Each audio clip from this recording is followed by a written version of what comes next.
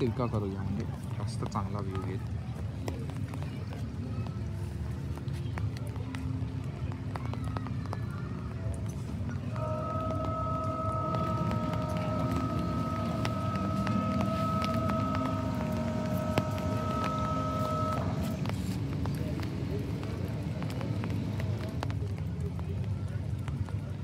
पाण्याच्या पातळीतला जो फरक आहे तो त्यांनी खरोखर दाखवला आहे, उगाच दाखवायचा म्हणून नाही. म्हणजे आता ती बोट आपल्याला जी दिसते ती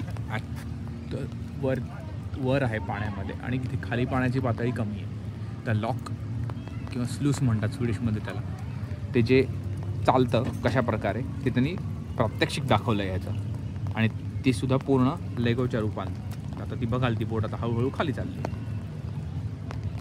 कशी खाली चालली आहे कारण तिकडचं जे पाणी आहे ते त्यांनी इकडनं सोडलं आहे. आता बघा ते एक गेट ओपन झालं आणि हा पाण्याचा आवाज त्यांनी स्पीकर्समधनं सोडला आहे. प्रत्यक्षात असा साधारण आवाज येतो लॉक उघडतं तेव्हा.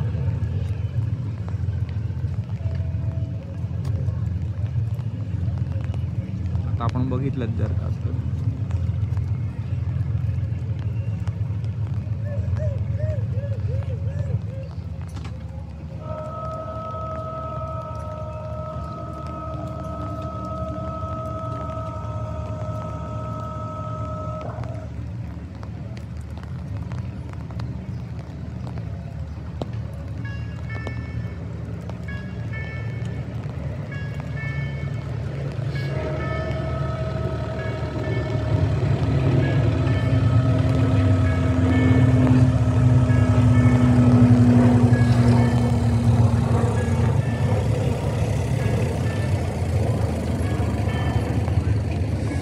पाऊस आणि गार वारा त्याच्यामुळे जरा हात थिजलेत थोडे.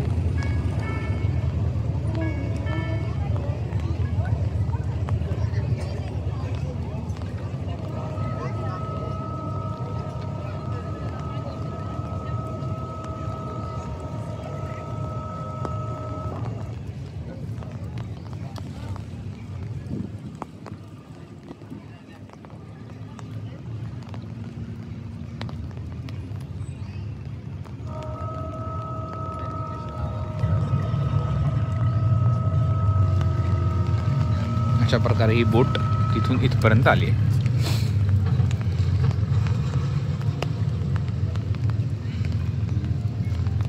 आणि त्यांनी ती अशी प्रोग्राम करून ठेवला आहे की आता ही पुढे जाईल, वळेल आणि पुन्हा.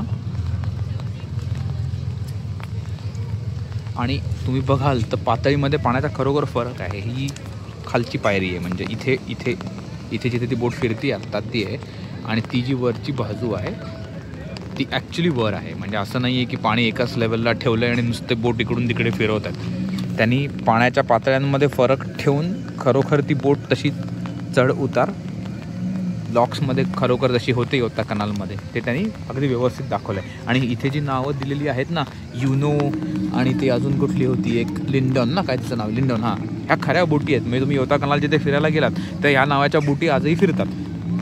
त्यांचे ठरलेले पल्ले असतात तिथे.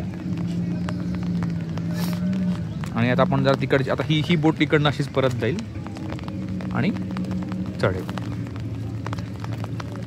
ती बोट तिकडे पोचेपर्यंत आपण दुसरी बाजू बघूया. जसं आता हा ब्रिज वरती आला आहे, हे स्वीडनमधलं कॉमन दृश्य आहे पण हे योता कनालमध्ये पण आहे. म्हणजे तुमचा डांबरी रस्ता असतो साधा